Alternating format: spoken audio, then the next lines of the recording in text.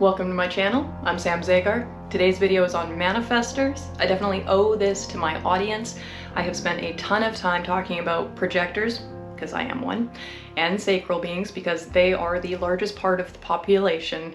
But it's time to give some attention to the manifestors. And I'm hoping that some of the things that I'm going to share with you today are things that maybe you didn't know yet or didn't quite understand. There are two core aspects of human design that we talk about over and over and over again. They are called strategy and authority. But specifically for the manifestor, these are a little bit different. The manifestor strategy is something called informing, okay? To inform somebody else. The manifestor, though, is the only one whose strategy does not come from their actual mechanics. There's no mechanical reason for them to have this strategy. The projector, the reflector, the sacral being, they all have specific mechanics that create a mechanical strategy for them.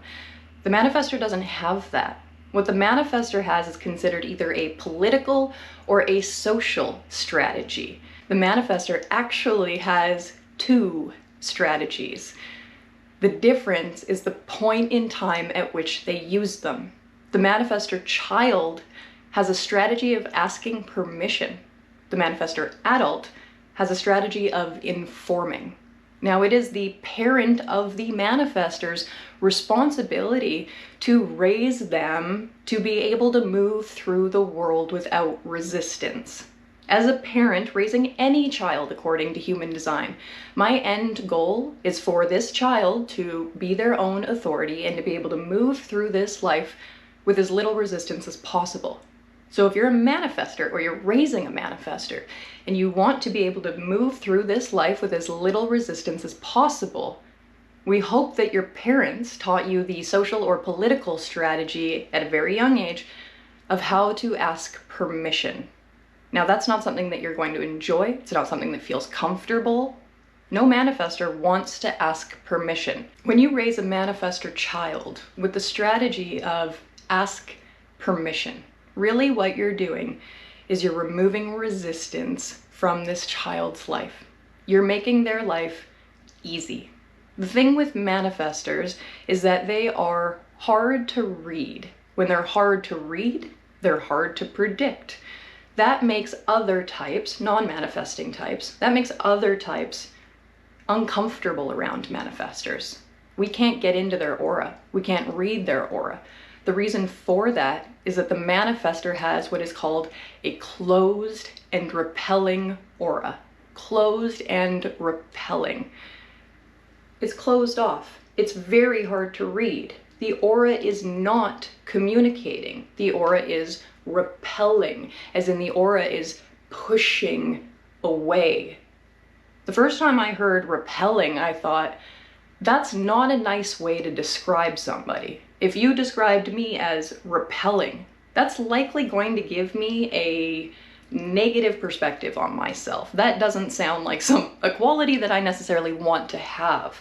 But when we hear the word repelling, we really think like, it's almost as if we've attached like gross to it, like, or disgusting, or a yuck, like a repellent, like, ugh, get it away, get it away. But that's not what it is. That was how I heard it in the beginning. But the thing that needs to be understood is that when the manifestor aura touches another type's aura, what it does is it compresses the other type's aura. So a manifestor's aura is in theory pushing out from them. There's a outward push. There's a force. There's an ability to initiate and have impact. There's a force, okay? What this force is doing is repelling the, I'm not used to having a rolling chair. Manifestor push, I'm repelled. That's what it is, to repel, to move backwards, to go downwards. Think about like repelling after you've rock climbed. You're coming back, you're coming down, okay? I no longer see the repel word for manifestors as like, bleh. I actually see it as like a pushback. They are compressing my aura. What they're really saying is, don't interfere with me. Leave me alone. Give me my peace. I'll let you know when I want that to be disrupted. Now, because that manifestor aura is hard to read because it is closed and repelling, what that does is it creates suspicion. This is a wonderful word for manifestors. Ra uses this word, and I think it honestly nails it. What makes people uncomfortable around a manifestor is the fact that we can't read them. So we don't know what to expect. They're kind of wild, they're kind of unpredictable to us. That makes us suspicious. That makes us guarded. That makes us a little bit fearful and want to control them. Now, if you want to go control a manifestor, I'm going to let you learn the hard way what that feels like. I can tell you, but I'm someone who is a conscious third line profile, and I have to learn from experience. Now, I have been in a on-again, off-again relationship with an emotional manifestor for the last 6 years.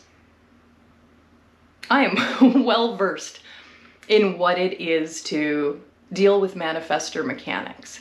And unfortunately, I'm very well versed in how to not deal with them, in how to bring the anger out. It's taken me a very, very long time through my own trial and error process to be able to not only understand the manifestor, but to be able to respect it. Respect is the foundational quality that any person needs in order to become differentiated, to allow other people to become differentiated. This system of human design is about differentiating. And yet, respect is at the core of that. I need to respect myself enough to become my differentiated self, and I need to respect others enough to allow them to be their differentiated selves. Let's go back to the strategy for a minute. The manifestor child strategy is to ask permission, because learning to ask permission is a child's way of informing of what they would like to do in a way where they're taught this kind of politeness that just makes it easier for them to get by in society as they're older. Manifestors don't want to ask permission, and as soon as they are away from what they consider to be external or higher authority forces like parents or bosses, they're not gonna ask permission. They cannot wait to do the thing that they want to do without needing any permission from anyone, to just go off and do it. That is peace. Really, when we're trying to understand what is the signature bringing any of us, the manifestor signature is peace. But what does that actually mean? I can give you so many different variations of source-based information to tell you what Ra says peace feels like, or to tell you what I interpret peace to feel like. So here's just an incredible example from a manifestor about what peace is. And it didn't come from the question of like, can you please describe your signature? Can you please tell me what peace means to you? I didn't ask for this information. He simply informed me of it.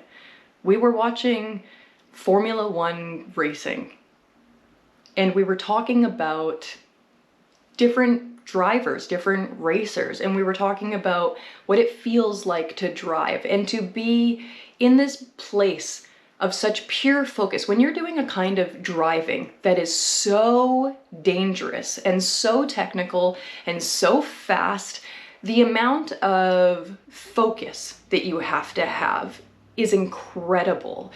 And I was talking to him about this level of focus. And one of the things that he said to me is, when you're doing something like that, there is no room for error. There is no space to think about anything other than exactly the moment that you're in.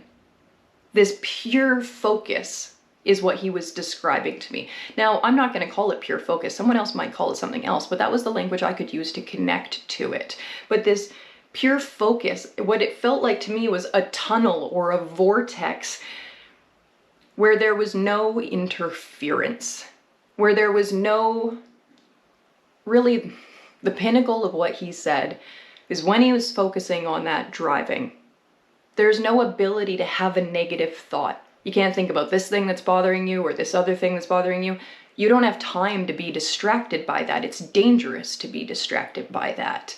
So in this moment of this pure adrenalized focus of driving, it was peace. It was pure peace. And in a way, what it actually made me think of is the calm in the eye of the storm. Where's the peace in the middle of the storm? And it's not to say that manifestors are storms, because I need you to remember that I was giving this example of like very intense like Formula One driving. But there's this level of like, there's so much going on that it becomes silent. There's no interference. Nobody can talk to you. Nobody can ask you anything. Nobody can take you off this path that you're on. He said, that is so peaceful. And I said, I love that you just used a manifestor keynote without actually trying to speak human design to me. That's the stuff where I'm like, this is real. This stuff is true. Because he doesn't really know much about human design. But he can describe what it is to be in his signature perfectly, and he uses his keynotes to describe that. This could be a technical conversation. It could be a much longer conversation. You know, if you're looking at the mechanics of what makes a manifestor, it's a motor to throat channel. That's it, motor to throat. Now, it doesn't just have to be one channel. It can be a series of channels that are connected. I am a channel of surrender projector. I'm a splenic projector with just a channel of surrender. But let's say that you had given me the brainwave.